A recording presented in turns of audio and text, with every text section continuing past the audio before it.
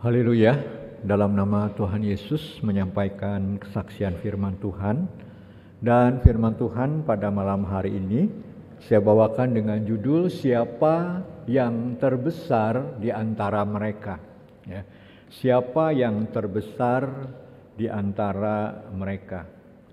Bapak Ibu, pada hari ini Komisi Wanita dan Komisi Pria membaca di dalam kitab Injil Matius pasal yang ke-18. Ya. Kita lihat kitab Injil Matius pasal 18 ayatnya yang pertama.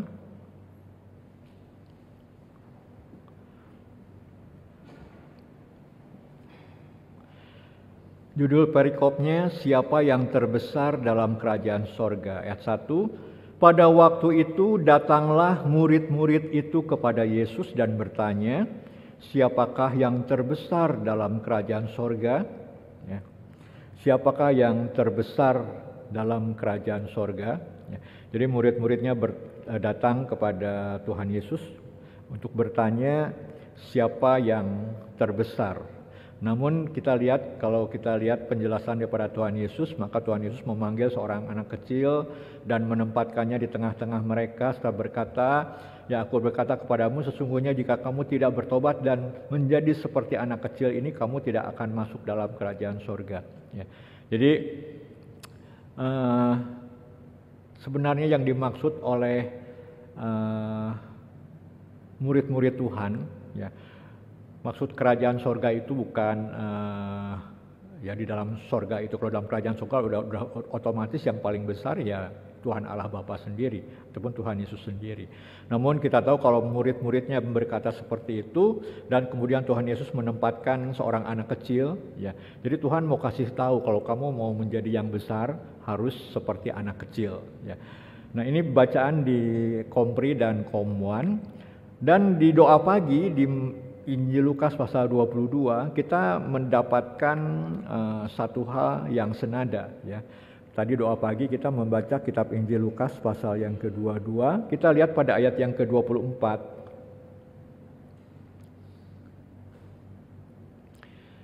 Ayat 24 di sini dikatakan terjadilah juga pertengkaran di antara murid-murid Yesus. Siapakah yang dapat dianggap terbesar di antara mereka? Jadi judul firman Tuhan ini saya ambil di ayat 24 ini. Di sini dikatakan terjadi pertengkaran di antara murid-murid Tuhan Yesus. Jadi murid-murid Tuhan pare-area omong. Ya, pare-area omong, mereka bertengkar. Siapa yang dapat dianggap terbesar di antara mereka? Jadi mereka menganggap dirinya masing-masing lebih besar. Ya, mungkin Petrus mengatakan aku yang paling besar dan mungkin Yakobus mengatakan enggak aku yang paling besar. Kemudian Yohanes, bukan aku, ya mereka dikatakan seperti itu. Pertengkaran di antara murid-murid dan mereka siapakah yang dapat dianggap terbesar di antara mereka. Mengapa mereka mempertengkarkan hal ini? Ya, karena kita tahu sebelumnya Tuhan Yesus mengatakan bahwa sebentar lagi Tuhan Yesus akan mati, Tuhan Yesus akan disalibkan. Nah, jadi kalau Tuhan Yesus sudah tiada, nah kira-kira mereka sedang mempertengkarkan nanti siapa kalau Tuhan Yesus sudah enggak ada yang akan menjadi pemimpin mereka.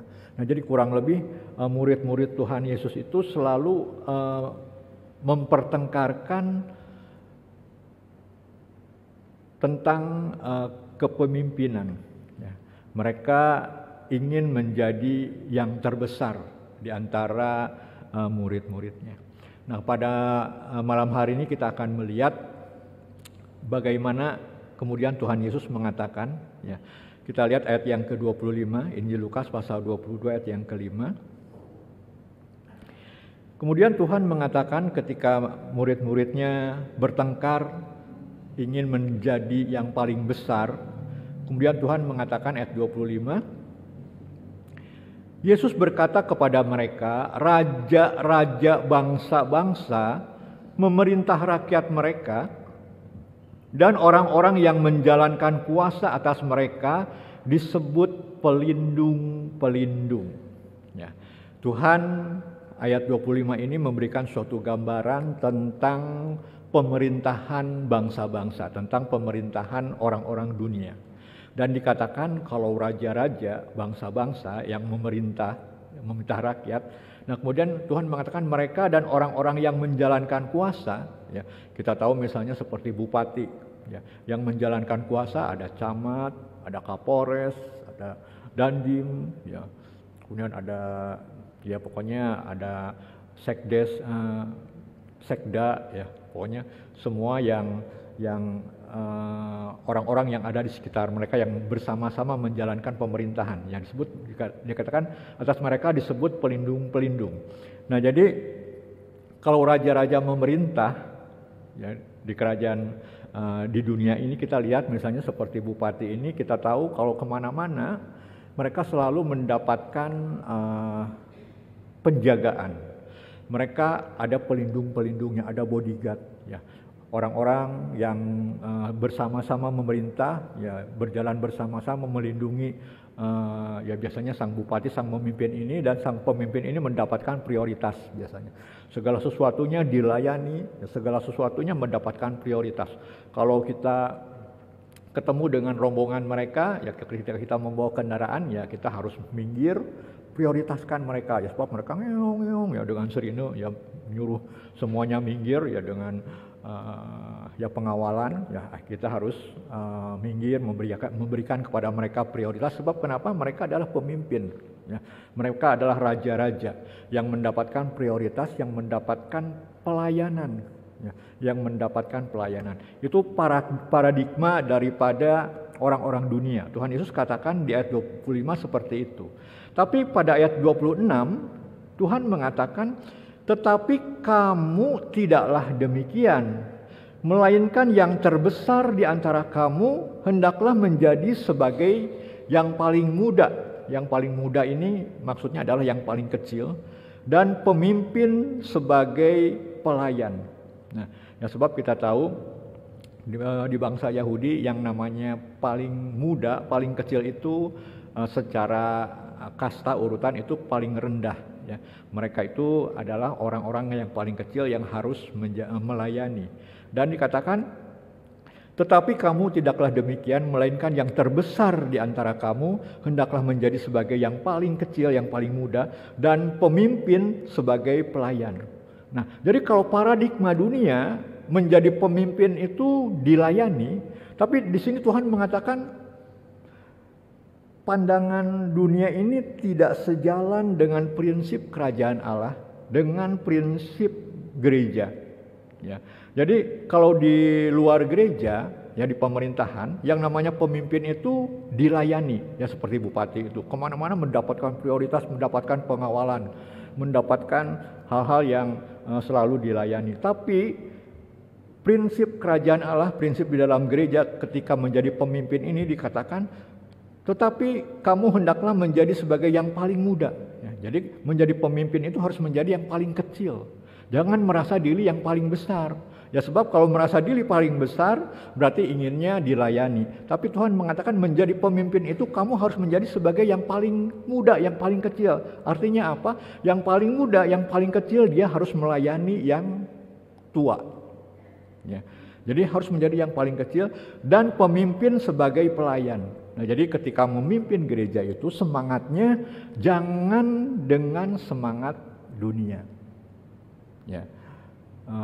Sahabat kemarin, ya puji Tuhan kita sudah mendapatkan 6 orang pemimpin-pemimpin gereja, dan 3 orang diantaranya adalah pemimpin gereja yang periode 3 tahun kemarin, dan terpilih lagi, ya 3 orang itu, dan 3 orang lagi pemimpin-pemimpin yang baru terpilih.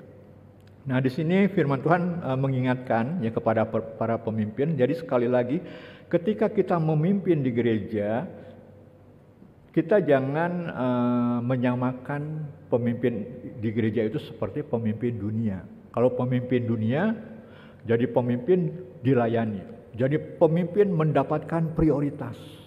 Wah, dilayani, enak jadi pemimpin. Tapi Tuhan mengatakan di gereja, jadi dalam sistem kerajaan Allah, prinsip kerajaan Allah, justru yang jadi pemimpin itu bukan dilayani, tapi melayani. Harus punya semangat pelayanan, melayani. Kita lihat sebagai referensi dalam kitab Injil Matius pasal 23 ayat yang ke-11. Kitab Injil Matius pasal 23 ayat yang ke-11. Di sini Tuhan Yesus mengatakan, Matius 23 ayat 11, barang siapa terbesar di antara kamu, hendaklah ia menjadi pelayanmu. Ya. Jadi Tuhan mengatakan, barang siapa terbesar di antara kamu, hendaklah ia menjadi pelayanmu. Yang terbesar di antara kita yaitu pemimpin kita. Dan hendaklah para pemimpin itu dia punya semangat pelayanan yang menjadi pelayanmu. Sehingga kita tahu namanya pekerjaan Tuhan, kita seringkali katakan sebagai pelayanan. Pelayanan karena apa? Karena memang semangat daripada kerajaan Allah itu ketika kita melakukan pekerjaan Tuhan, yang kita lakukan adalah melayani, pelayanan, ya. Melayani semua orang, melayani anak-anak Tuhan, melayani semua saudara-saudara kita. Jadi semangatnya adalah pelayanan. Dan ketika Tuhan Yesus mengatakan ini di Lukas pasal 22 ayat 26, ya. Jadi sebagai pelayan, jadi Tuhan bukan sedang memberikan sebuah teori saja, ya. Tapi di sini kita tahu ia juga sedang memberikan teladan, ya. Pada ayat 27 di sini jelas dikatakan, kita lihat ayat 27, Lukas 22 ayat 27. Sebab siapakah yang lebih besar, yang duduk makan atau yang melayani? Bukankah dia yang duduk makan? Ya. Jadi Tuhan memberikan suatu perbandingan. Siapa yang lebih besar? Ya. Yang duduk makan atau yang melayani? Bukankah yang duduk makan itu yang lebih besar? Ya. Jadi seharusnya yang duduk makan, ya, yang lebih besar itu, jadi yang memimpin itu dia yang harus dilayani. Ya. Tapi apa kata Tuhan? Tetapi aku ada di tengah-tengah kamu sebagai pelayan. Ya. Jadi Tuhan mengatakan yang duduk makan serta yang melayani siapa yang lebih besar? Bukankah ya seharusnya yang lebih besar itu yang duduk makan? Ya. Jadi tapi di sini Tuhan Yesus dia sebagai guru, dia sebagai Tuhan, dia sebagai yang lebih besar. Seharusnya Tuhan Yesus itu yang duduk makan, dan kemudian murid-muridnya yang melayani, sebab Tuhan Yesus itu lebih besar. Tetapi apa kata Tuhan Yesus? Tetapi sekarang kamu lihat, aku ada di tengah-tengah kamu sebagai pelayan. Jadi dan kamu yang duduk makan. Ya. Jadi ini setidaknya mengingatkan kita kepada kisah ketika Tuhan Yesus membasuh kaki murid-muridnya. Ya. Murid-muridnya mereka duduk, ya. Dan Tuhan Yesus kemudian bertindak mengambil rupa seorang hamba, ya, mengambil baskom, kemudian membasuh kaki murid-muridnya. Tuhan Yesus melayani.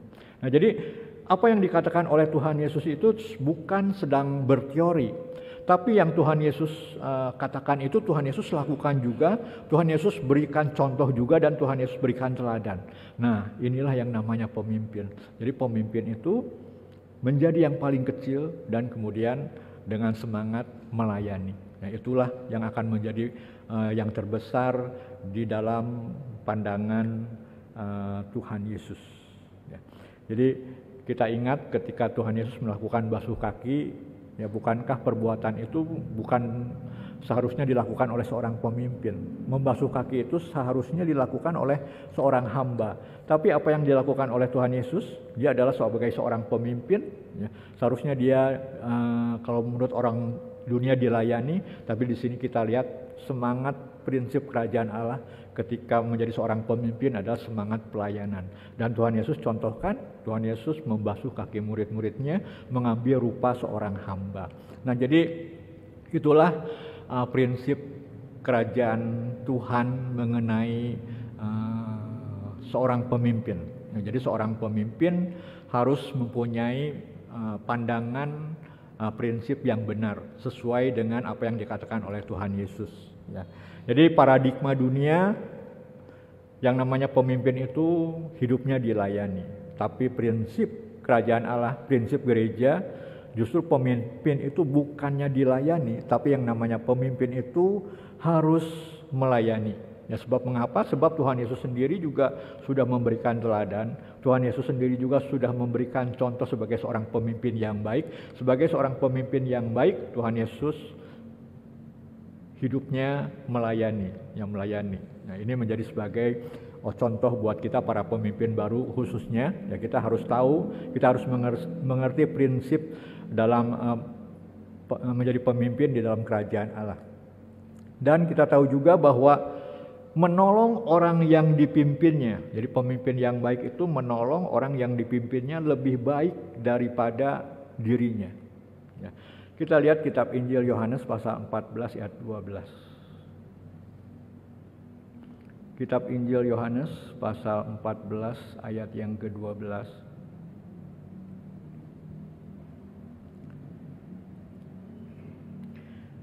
Saya akan bacakan kitab Injil Yohanes pasal 14 ayat 12. Aku berkata kepadamu, sesungguhnya barang siapa percaya kepadaku, ia akan melakukan juga pekerjaan-pekerjaan yang aku lakukan. Bahkan pekerjaan-pekerjaan yang lebih besar daripada itu, sebab aku pergi kepada Bapa. Tuhan Yesus berkata, ya, kepada murid-muridnya, kepada kita semua, barang siapa percaya kepada Tuhan Yesus, maka ia akan melakukan juga pekerjaan-pekerjaan yang aku lakukan, yang Tuhan Yesus lakukan. Bahkan Tuhan janjikan, bahkan pekerjaan-pekerjaan yang lebih besar daripada itu, sebab aku pergi kepada Bapa. Ya, jadi pemimpin yang baik seperti Tuhan Yesus, ya, dia akan menolong orang-orang yang dipimpinnya itu untuk bisa menjadi orang yang lebih baik daripada dirinya. Ya, seperti Tuhan Yesus, murid-muridnya bisa melakukan pekerjaan-pekerjaan yang dikatakan lebih besar daripada yang Tuhan Yesus lakukan. Jadi pemimpin yang baik prinsipnya adalah menolong orang yang kita pimpin, ya, yang kita layani itu, supaya mereka bisa menjadi orang-orang yang jauh lebih baik daripada kita, bisa melakukan pekerjaan yang jauh lebih baik daripada kita. Ya, jadi supaya ada terjadi proses regenerasi. Jadi pemimpin yang baik itu melakukan hal yang seperti itu. Dan pemimpin yang baik seperti halnya Tuhan Yesus, ya, dia melakukan pelayanan dengan penuh kasih, dengan penuh kerendahan hati, dengan penuh ketulusan. Ya. Dan ada satu hal juga yang harus kita pahami, bahwa ketika kita melayani, berarti tadi dikatakan bukan dilayani. Ya. Ketika kita melayani berarti bukan kita dilayani, kita yang harus melayani. Dan melayani juga berarti kita itu sedang mengayomi, ya, bukan banyak menuntut. Ya. Oh, kamu harus begini, kamu harus begini. Ya, ketika kita menjadi pemimpin, tetapi menjadi pemimpin yang baik, ya, kita harus mengayomi. Selain melayani, kita juga mengayomi, melindungi mereka, ya. Dan kemudian mengasihi mereka. Mengasihi artinya bukan menjadi hakim, selalu mempersalahkan, kamu salah, tidak seperti itu. Tapi kita mengasihi, ya, tidak untuk menghakimi. Dan kita juga harus bisa memotivasi, ya, memotivasi bukan untuk menjatuhkan. Ya, kita harus bisa memotivasi orang-orang yang kita pimpin. Melayani bukan karena kita lebih rendah dari orang lain. Ya, jangan kita berpikir ketika kita menjadi pemimpin berarti kita melayani orang lain, berarti kita berpikir bahwa kita itu berarti lebih rendah daripada orang lain. Tidak seperti itu. Ya, Tuhan Yesus melayani murid-muridnya, membasuh kaki murid-muridnya, bukan berarti Tuhan Yesus lebih rendah daripada murid-muridnya. Tidak seperti itu. Ya, jadi kita jangan punya paradigma ketika aku melayani, aku itu seperti hamba, berarti aku itu lebih rendah, ya, lebih rendah dari orang yang aku layani. Tidak seperti itu. Ya, kita harus mengerti satu hal, kalau kita melayani bukan karena kita lebih rendah daripada orang yang kita layani, tapi karena kita melayani, karena kita sedang melakukan kehendak Tuhan. Karena memang firman Tuhan, karena memang perintah Tuhan, kita harus melakukan hal itu. Kita harus melakukan pelayanan itu, kita harus melayani. Bukan berarti kita menjadi orang yang rendah, tapi sesungguhnya ketika kita melayani, kita sedang melakukan firman Tuhan, melakukan kehendak Tuhan. Nah, Bapak Ibu, Kalau pada hari ini ya kita patut bersyukur 6 orang sudah kita pilih pada hari Sabat kemarin. 6 nama ini mereka akan menjadi para pemimpin kita. Dan sekali lagi para pemimpin, firman Tuhan mengatakan prinsip daripada kerajaan Allah bahwa memimpin itu berarti melayani. Ya, mereka akan menjadi orang-orang yang mendapatkan sebuah kesempatan, ya, mendapatkan sebuah kesempatan daripada Tuhan untuk mendapatkan porsi melayani yang lebih daripada ya kita yang mungkin tidak duduk di dalam kursi kepengurusan. Ya, jadi kita tahu 6 orang yang terpilih ini adalah mereka yang diberikan oleh Tuhan sebuah kesempatan untuk bisa melayani Tuhan lebih daripada orang-orang yang ya seperti kita yang tidak duduk di dalam kepengurusan. Ya, sebab kita lihat nanti mereka mendapatkan banyak peluang-peluang, banyak hal-hal yang bisa mereka lakukan untuk membalas cinta kasihnya Tuhan, untuk bisa memberikan ya kasihnya kepada Tuhan, ditunjukkan dengan pelayanannya. Ya, jadi ketika di gereja ada saudara-saudari kita misalnya yang meninggal dunia, ya jemaat-jemaat, ya mereka kita tidak mendapatkan kesempatan seperti mereka. Para pengurus, ya para pemimpin gereja, ya mereka begitu mendengar ada jemaat yang meninggal, ya mereka langsung yang mencari dan menghubungi orang yang meninggal itu, menawarkan hal-hal ya pelayanan yang bisa diberikan kepada mereka, bantuan-bantuan yang bisa diberikan kepada mereka. Ya, mereka sibuk, ya mereka mulai membantu mengurusi, mulai mencarikan rumah duka, dan kemudian mereka juga membantu pihak keluarga yang sedang kebingungan, yang sedang mereka ya mungkin karena ada dalam keadaan duka, pikirannya kacau. Ya mereka inilah para pemimpin ini, mereka mulai sibuk ya memberikan banyak solusi jalan keluar, ya sehingga yang berduka itu bisa mendapatkan banyak bantuan. Jadi pelayanan seperti itu ya mereka mendapatkan kesempatan yang lebih. Demikian juga ketika ada jemaat yang akan menikah, ya. Di Cianjur sejak pandemi COVID dulu sampai saat ini ya mungkin sudah 4 tahun lebih, gereja belum ada pemberkatan pernikahan. Ya, jadi ada pemberkatan pernikahan tidak di gereja, namun yang pemberkatan pernikahan di gereja itu ya rasanya kita Cianjur sudah lama sekali. Ya mungkin nanti di tahun-tahun ini para pengurusnya kita berharap akan ada pemberkatan pernikahan. Nah, jadi ketika ada pemberkatan pernikahan juga ini sama, ya para pengurus diberikan sebuah kesempatan yang mungkin jemaat-jemaat tidak mendapatkan kesempatan itu. Mereka mendapatkan kesempatan untuk mempersiapkan, merapihkan gedung aula ini dan mempersiapkan segala sesuatunya, ya, menghubungi mungkin nanti pihak keluarga yang akan pengantin yang akan melakukan pemberkatan pernikahan, ya, melayani mereka, membantu mereka, menolong mereka supaya bagaimana pemberkatan pernikahan itu bisa berjalan dengan lancar. Nah, jadi itu salah satu contoh pekerjaan-pekerjaan yang dilakukan oleh para pemimpin yang baru. Selain pekerjaan-pekerjaan rutin, ya setiap sebulan sekali nanti menyusun jadwal ibadah, ya kemudian sebulan sekali juga mengatur pembesukan, sebulan sekali, ya banyak hal-hal yang diatur supaya gereja ini bisa berjalan dengan baik, ya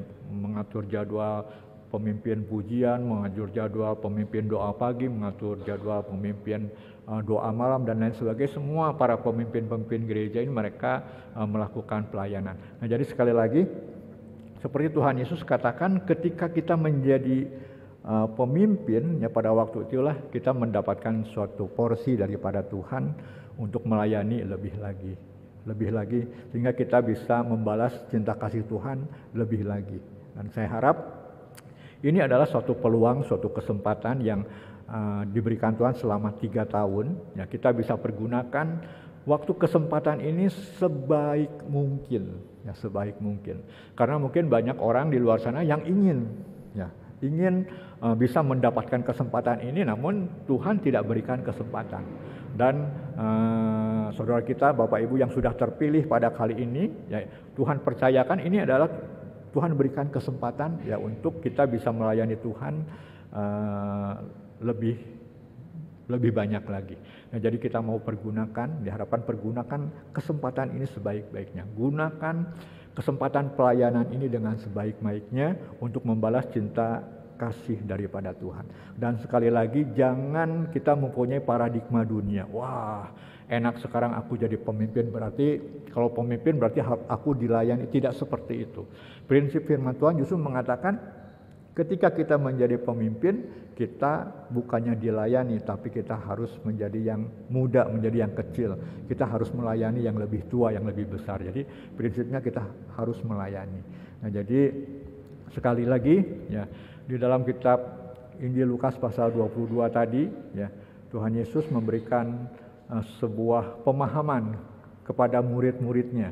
Sebab awalnya murid-muridnya mereka punya pemahaman yang keliru. Mereka ingin menjadi yang paling besar. Mereka ingin menjadi pemimpin di antara murid-murid. Sebab pikiran daripada murid-murid pada waktu itu adalah menjadi pemimpin enak, berarti punya prioritas. Dia akan banyak pelindung-pelindung, bodyguard yang menjaganya. Ya mungkin akan dilayani. Tapi Tuhan Yesus tahu. Dan Tuhan mengatakan itu mah raja-raja bangsa-bangsa yang memerintah rakyatnya seperti itu. Yang menjalankan kuasanya atas mereka disebut pelindung-pelindung, ya ada bodyguard. Tapi Tuhan mengatakan kamu mah enggak seperti itu. Ya, nanti dan Tuhan mengatakan kalau kamu mau jadi yang terbesar, kamu harus menjadi yang paling muda, yang paling kecil dan harus melayani. Nah, jadi pada hari ini ya firman Tuhan mengajarkan kepada kita di saat kita memimpin di gereja, ya menjadi pemimpin di gereja berarti bukan kita dilayani, tetapi kita harus bersiap untuk hidup melayani, menjadi yang paling kecil, menjadi yang paling muda. Yang paling kecil, yang paling muda, dia akan melayani orang-orang yang lebih tua. Nah, jadi semangatnya seperti itu. Aku sekarang yang paling kecil, yang paling muda, yang melayani orang-orang yang lebih tua. Itulah semangat pemimpin-pemimpin di gereja. Turun seperti Tuhan Yesus menjadi hamba, membasuh kaki murid-muridnya. Ya, karena itulah semangat pelayanan di gereja. Prinsip kerajaan Allah, pemimpin kerajaan Allah itu seperti itu. Bukan dilayani, tapi kita harus mau melayani. Ya, amin.